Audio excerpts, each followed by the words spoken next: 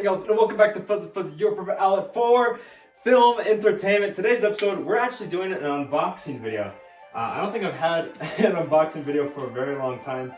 This literally just came in like maybe 1 minute ago. The Amazon guy just dropped off this box, and now we're opening it up so I can show you what's inside here. Opening the box here, you can see that we got a little bit of stuffing wrapping paper, apparently. A lot of it. And here is why you clicked on the video. Wow, look at that. That is absolutely sick and awesome. There's a little bit of glare on it on the camera. So yes, we got ourselves an Xbox One, and apparently it works for PC as well. Xbox One steering wheel and pedals to go with it. When opening it, there's two circular stickers here. I just cut those off. And then we have these two slots right here, which looks like once you undo those, wow, there's another lid to this. So it looks like you have that, you have this handle here, and boom, we are now in the inside of it. It looks like immediately, first off, we have our pedals. Let's see how the material of this feels like. So it's all made of plastic. Here's your brake. Oh, that's pretty nice and stiff. That feels pretty proper. And this one as well, a little lighter. Yeah, a little bit more movement in that, so there's a little bit more range of motion when pressing the accelerator, and then there's a really stiff brake. That feels pretty realistic when driving a car. And of course you have your cord here that plugs into the Xbox. So there is our pedals. Also in the same exact slot, we have whatever this is. I think this is our clamp. Let me try to, yeah, I thought it would slide out of the box, but it looks like I need to rip it out instead. I heard something make a noise. I don't know if I just broke something by ripping it. There we go. Yep, this is all of our clamp materials. This is what I'm planning to use in the future. Whoop, I dropped something. That looks like a spinning lever. And then this is actually the clamp itself that clamps to the table once you actually have a table set up. In our final slot here, this is the big one. This looks like the wheel itself. Got ourselves the cord in its own separate little baggie. And this huge blue bag, you start to see the impression already, is our wheel. And already through the bag, it feels pretty legit. It's got like leather on it around the entire wheel. Boom, there we go. There's our steering wheel. It's actually, yeah, that feels pretty good.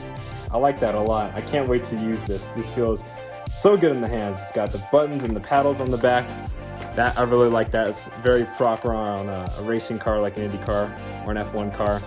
You got your normal kind of Xbox buttons. I'll show you a close-up of those. So you got your menu button.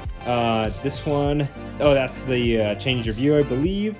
I might have those two mixed up. You got your home button. That's actually a button right there. That's not just a logo. Of course, you got your Y, X, B, and A buttons. And then the left bumper right here, right bumper, paddles, I believe, are just the actual like shifters. So that's basically X and B. And all these buttons up here, these four buttons on the very top, I actually have no idea what they do. It looks like it reads S/DZ. I have to figure out what that does. S, E, P, SE, and then we have ASN. So I have to figure out what those are. We also have our left side bumpers, looks like, and our right side bumper. I haven't spun this yet, but there you go. That's it spinning. It should have a 180. Got this really nice red line up here to tell you when the wheel is back to center. So it's pretty nice. I like the material and everything of it. Let's try taking it for a spin. All right, so when plugging in your steering wheel, the steering wheel is pretty easy. It's just a USB. USB can go simply into the back here where there's a USB port, just like number one here. Just all I gotta do is slide it in. There we go. Now that's controlled. Now this one was tricky. I first thought that this went into the back of the Xbox, but that's incorrect. It actually goes into the back of your steering wheel. There's a little hole right here that slides into. Don't make the same mistake I did. I'm pretty sure I probably messed up internal hardware and stuff with that, but we're actually good. That all plugs into the steering wheel. So the only thing that plugs into your Xbox is the steering wheel itself. The pedals actually go into the steering wheel. So here we finally got the wheel plugged in. I put the suction cups underneath it, and then I have the pedals underneath me as well. So we have it on manual, so we're using the shifters as well. So far pretty good. I like it a lot. The shifters make a lot of noise when you shift though. That's kind of interesting. And I feel like the brake pedal is kind of too close to the gas pedal. You can see that it's kind of awkward coming out of a turn because my feet have such a long ways to travel. Actually, I rest my left foot not even on the brake pedal, which is not what you should do. And then another thing I'm finding is using a controller, which is what I'm used to. I found it that I'm actually pulling on the downshift to slow down, which is actually really messing up the gearbox for me, which is not fantastic. That's probably just a user error because I'm so used to using the controller instead. But here you saw I took that turn pretty well. Still working on manual, using those upshifts and downshifts.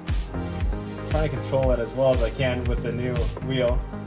And then it's got to be a mind gap between using the controller and actually using the brake pedal there, which is very difficult for me to get over. And then here we got a turn coming up on back into the infield. There we go. This is looking way cleaner than I practiced it before with the IndyCar and I was just all over the map. But here it looks like we're actually looking a lot cleaner. I've stayed in gear 4 for quite a long time now. I like the pedal option that you can actually slow down on turns without hitting the brake. And there we go, we'll shift up to 5. And there's 1 lap using that. So let's switch into an inside cockpit view. You see a Ferrari wheel. You can see that it's very touchy. And I think it's because I keep looking at the guy's hands and that right there, I messed it up immediately. Keep looking at the guy's hands. So here, we'll just switch to an inside cockpit view without the hands. Yeah, it looks way cleaner and it's much nicer. It actually feels like I'm inside the cockpit myself because the only thing in between me and the road is like the inside car view, and I have the steering wheel actually in person, so it feels like a lot like I'm actually there.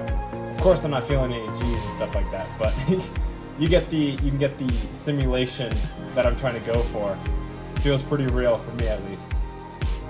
Coming up on a turn here, slow down just a little bit. Wow, that feels really real. Okay. Turns are really hard for me so far. I should have showcased this on an oval, but that wouldn't be realistic. So we're here on the Indianapolis track on the road course setup. We'll switch up or shift down to gear 4 so we can speed up a little bit faster, and shift up to gear 5 once we actually have that speed. Coming up on the actual oval track, slow down to go back in the infield. So turning for me, I'm still learning. There's a big mind gap between using a controller and actually using a real steering wheel. You can see I'm starting to get in the hang of it for braking. And here we kind of slow down a little bit so we can make the turn. And there we go. We shift up for the finale. Keep shifting up, gear 5, and there's our checkered. So that's going to be my full comprehensive review of the wheel. As you can see with the suction cups on, it can have full motion, and this little module right here is actually not moving. So I have a lot of control. Let me show you what that even looks like. So let's slow down a little bit. We'll downshift as well. So let's go back down to gear 2 or gear 1. So I have real full control. Wow, that feels so real. I wanna parallel park actually. Let's go back to gear 2 and let's come over somewhere over here. Oh, go down to gear 1. You can see like I have full motion of the car. Wow, that looks. I wonder what that looks like outside, having that much motion. Oh, it doesn't look that that grand. It looks like a realistic move of the car, but that feels really good in my hands.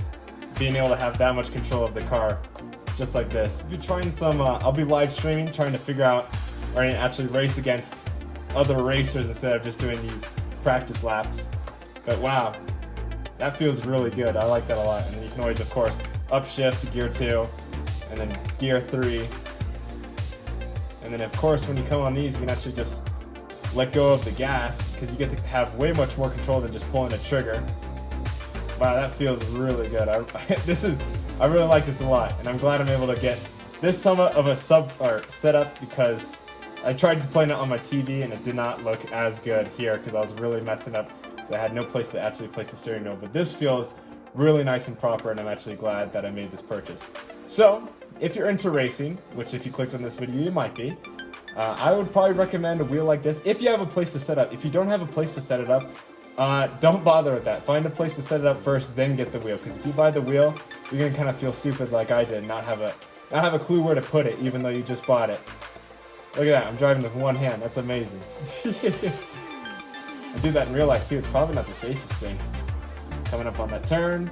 Good. Wow. This looks really nice. I love this a lot. We'll finish this lap. You know what? Let's go into the pits. We'll cut the grass a little bit. we'll head into the pits and we'll finish off the video there. So cruising at about 50 miles an hour and heading into the pits. There we go.